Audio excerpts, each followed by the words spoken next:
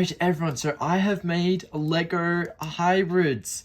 I got the idea of someone who had just done it recently, but I can't find their video. So if you're the one who made it and you're somehow seeing this, please comment, and yeah, I'll give you recognition in the comments. I guess I'll pin your comment maybe.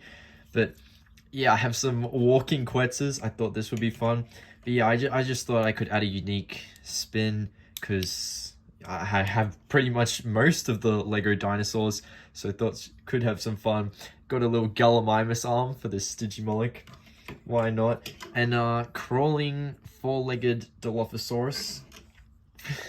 I really like this Quetz though. It looks like, just have a look at that. The white Indominus Rex arms match so perfectly with this guy. And then we have Herbivore Giga, or Walking Giga, I don't know. This one is kind of interesting. D-Rex, kind of. You've got the 6 limbs. You can see the bonus 2 arms added in there. Yes, it is made on the Aquilops T-Rex skull, part of the brick-built T-Rex and baby brick-built T-Rex. So there is that. But I originally had the Aquilops arms on front, but I was like, I actually need them for Mosasaurus. Or in this case, it doesn't really have any armor, but I'm going to call it Armormata because it's the only 4-legged Mosasaurus from any of the games, which is a hybrid of Mosasaurus and Notosaurus. So yeah, there's that. Got its little legs there. This is from the massive brick-built T-Rex, and this is from the Aquilops. So that's some fun stuff. And then here, this guy, have a look at him. Have a look at him. He's so funny. Yeah, there's not much you can do with Ankylosaurus because it can only swap out its legs and stuff. But I was like, ooh, these arms actually look really funny on it. It gives it some personality, like it's from a, I don't know, like a movie creature or something. I don't know. Then again, I guess these are all movie creatures, right? But yeah, here is Spinoceratops Gen 1. It's not yet perfected.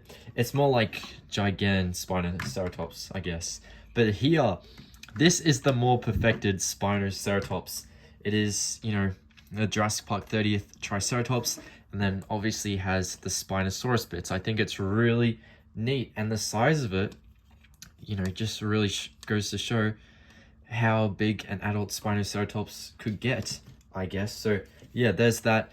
I don't know, this is like the Lego versions of Angel and Rebel, but not really because the colors are so off, I guess. But yeah, you can probably see here Aquilops kind of thingy. I don't know, maybe it's more of a Nasutoceratops. Now it does have that pattern. This is a bit weird, I do suppose. It doesn't really have many horns to go off, but it does have the flat nose, so there is that. Because yeah, the new brick build Aquilops actually does come with one of the connector pieces, and I think this is absolutely the way to go with these brick built ones, to, you know, merge them with the non-brick built stuff, the molded ones. I think it's the perfect way to cross the boundary, because Mosa, you can't really switch its head out for anything because it doesn't have that connector joint. It has the ball joint, so there is that. But thankfully, of course, we can play around with brick built legs, so I think that's still fun. But of course, there's plenty left to be wanted, I suppose. So yeah, and then here we have what I'd like to say is Suchomimus. So yes, obviously Spinosaurus, right? It is obviously based off that, but now that we're giving the sale to Triceratops and stuff, I figured, yeah, we can make a Suchomimus out of this. I reckon the Toro is the darkest you're going to get of brown, because Spinosaurus is a really dark brown color. So Toro is the closest it matches with, and the stripes are pretty neat as well. The stripes work with its pattern. It is a little off, but I still think it works perfectly. And of course the tail, to have a flatter tail and not the paddle-like tail that Spinosaurus normally has, is now there. So yeah, and then here, this is like a chunky fella, kind of. It's a bit weird because it's got the small legs but the big T-Rex body. This is, I'd say, Ultimasaurus Gen 1, or first attempt, I don't know, but it's more got raptor features, I would say, so that's where it went wrong. But then the second attempt, Ultimasaurus Gen 2, is where they more perfected it. Got the proper big legs here, the T-Rex legs, with, you know, these raptor claws, even though they're Baryonyxes, but they are based off Indoraptor. So I think that's neat. You can really see this is just the whole T-Rex part, this is the raptor part, and the Triceratops part.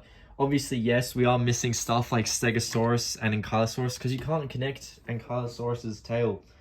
Unfortunately, it can't really, it's not a connector joint like that. And same with Stegosaurus, which leads me to my next hybrid. Because, yes, once again, you can't do too much with Stegosaurus. It's even got less movability than Ankylosaurus. And you can't take its head off. I've complained about this multiple times before, but I just wish you could make a Stegoceratops with that. Was it really that hard to be able to disconnect the head? Like, come on, man. And also the tail, to swing it. You know, that's like a core feature of Stego. But either way, at least you can change the legs. You can have some fun with that and make what I've made here. This weird little, I don't even know, man. But yeah, obviously you can't move the head, but it kind of looks humanoid almost. It's very, very strange to look at.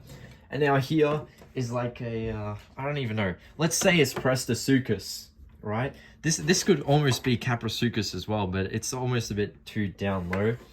And then over here are our other variants of Caprosuchus. A more skinny one, I think that's pretty neat, but of course the black legs from Indoraptor are a bit weird on it. But here, you got really tanky Caprosuchus with the Titanosaurus body and the Therizinosaurus tail to make it shorter. But then this one, yeah, Plesiosaurus got the Indominus Rex head and the Brachiosaurus body with also the Indominus Rex tail. So there is all that there. A lot of fun. What are you guys thinking of the hybrid so far? Which one's your favorite? Am I creative or no? I feel like I did a decent job. I managed to make use of most things I have. But yeah, here we've got a two-headed sort of thing. It's mostly meant to have like T-Rex, Plesiosaurus looking. But then I kind of ran out of tail pieces. So I was like, okay, Therizinosaurus head, you're going to be a tail now. So there's that. And then here we have blue on 4 legs with Dilophosaurus legs, just because I had spare parts. I was like, yeah, why not? And this one's funny. You know those animals that run with their tails up and people put them in reverse and they're like, yeah, they're Brachiosauruses, guys. They've come back. This is kind of what this is, except it's got 2 tails. I don't know. I just think the Titanosaurus one is neat.